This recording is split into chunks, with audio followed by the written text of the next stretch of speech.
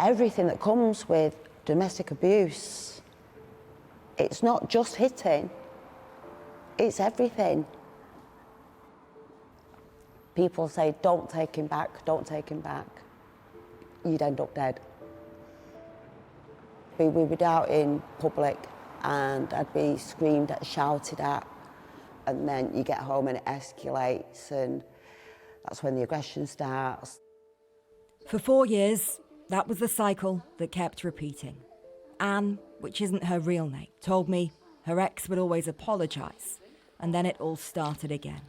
Beatings and bruises, backed up by emotional manipulation and control.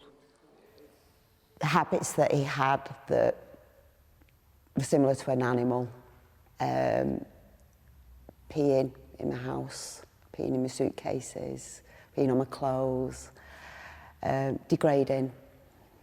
And it just went on and on like that. I had real concerns for her and her safety, the way things were going in that relationship. It had been escalating for a while. Where did you think it was escalating to? What did you think? I had concerns, or we even told her. The way it's going, we're concerned that we're going to be calling where there'll be an injury where you can't come back from. You thought he would kill her? Yeah. Things have been different, though, for the last few weeks. Sergeant Keith Galley is part of a team of police in this area of Greater Manchester, trialling a new approach. I can see through the window, he's sat there at the moment.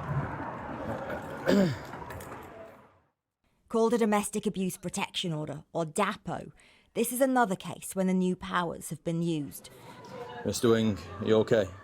The man in the cafe, eating his breakfast, has been given a DAPO, and he's in breach of the conditions because he's been in contact with his victim. Right, come on, mate. Please. Come on. Can I just... Just put your hands in front. Oh, don't do this to me, mate. At the moment. So police arrest him, and a few days later, he was jailed. At the moment, you're under arrest, all right, for breach of your domestic abuse protection order, all right? Since November, when the pilot started in Greater Manchester, at least 50 domestic abuse perpetrators have been given a DAPO. They can be used even if the abuser hasn't been convicted.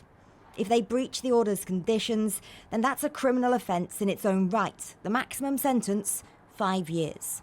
Among those jailed so far is Michael Mitchell, who's serving an 8-month sentence. For Anne, his ex-partner, the DAPO meant she didn't have to give evidence against him. The mental impact, the anxiety, because going to court is just as degrading as the abuse. Something she's always struggled with during what seemed an endless cycle. I was trying to say, no, he didn't do it, no, he didn't do it. And they kept coming back. They wouldn't give up. They wouldn't give up. And it hit home when I said there's been 26 incidents between you two in the last 4 years, been reported to us. The only way I saw out was one of us had to die. So I took an overdose. I was just so tired, so mentally drained. It was just constant. The circumstances are that over the weekend we've had a call in from a member of the public, the victims who wandering the street, claiming that husband had beaten her. Inside Bury Police Station, we've been invited to one of their regular multi-agency domestic abuse meetings. She immediately said that she wanted to give him a second chance. And from the details we hear, it's obvious. The cases just in are high risk and urgent. She states that she was strangled 2 weeks ago, and he's also previously threatened to kill her with a knife the week prior. 3 young children at the address. Among the organisations at the table, police, social services, housing and mental health workers. Plus, this morning, they're joined by the Home Office Minister, Jess Phillips, who's in Bury to check on the progress of the protection orders being piloted here. This is a completely new piece of legislation that is completely different to any order that has come before, and I think that we're seeing that in the results. Numbers are relatively small in comparison with the scale of the problem. Is it a drop in the ocean? Oh, look, it's a step in the right direction, and if you look at the number of orders that are given out in other regimes, so we have non-molestation orders, restraining orders, there is a whole order regime. What we have currently is not working, and any victim will tell you that, and any expert would know that. So making sure that this works safely, and yes, initially on a small scale, to make sure that it is actually safe. What I refuse to do is just make another high volume order regime that basically falls on the fact that people don't get arrested on breach. That, like, these things have to be targeted, and there are different things that will have to be done in different cases. But yeah, look, I mean, it's a step in the right direction. You might think these promises of more powers for police, of better protections and longer sentences, but it all sounds pretty familiar. And there are questions about the resources needed to actually monitor the behaviour of abusers and take action if they breach the conditions. And those questions come alongside the current political context, the pressures on public spending, the prisons that are full. There's also a policing context, the years of failings in the way vulnerable victims have been treated, including here in Greater Manchester, where this police force has been chosen to pilot the new orders. Are you hoping that you might be able to win back some trust with these orders? Yes, we are. We have been open and honest around our mistakes that we've made in the past.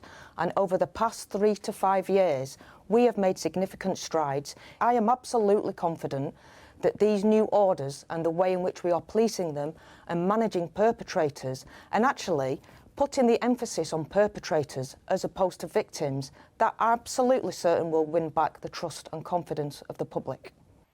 This time is in prison is the longest with 0 contact. But as we get nearer to his release date,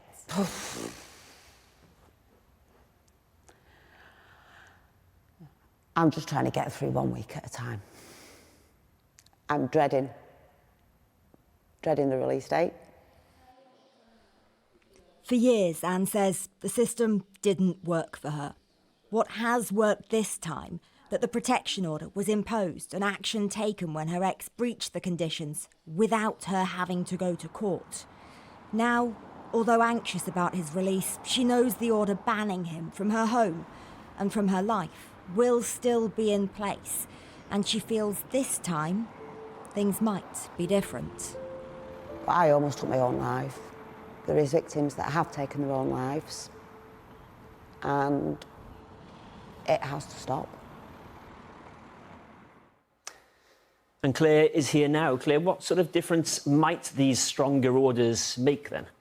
Well, one of the things I think was really striking when I was talking to Anne, as we're calling her, is the shift, really, in her experience from those years when she says the system wasn't working to how she feels now. And bear in mind her frustrations. She's not unique in that. When you look at the number of convictions, when you look at the number of victims who won't give police a statement or who drop out of the process before a case gets to court, those frustrations are widespread.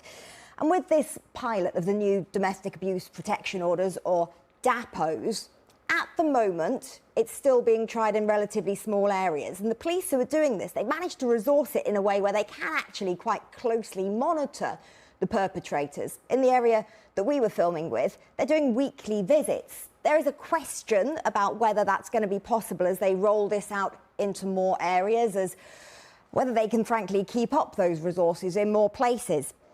Also, some of the more attention-grabbing promises that came with these powers have proved to be a bit tougher to implement than they thought. For example, electronic tags. You've got to have a permanent official address that you're living at to have a tag. That's not the case in many of these examples. We are going to be following this pilot, though, over the coming months to see how things go. Claire, thanks very much. And if you've been affected by any of the issues in that report, you can find help by going to channel4.com/support.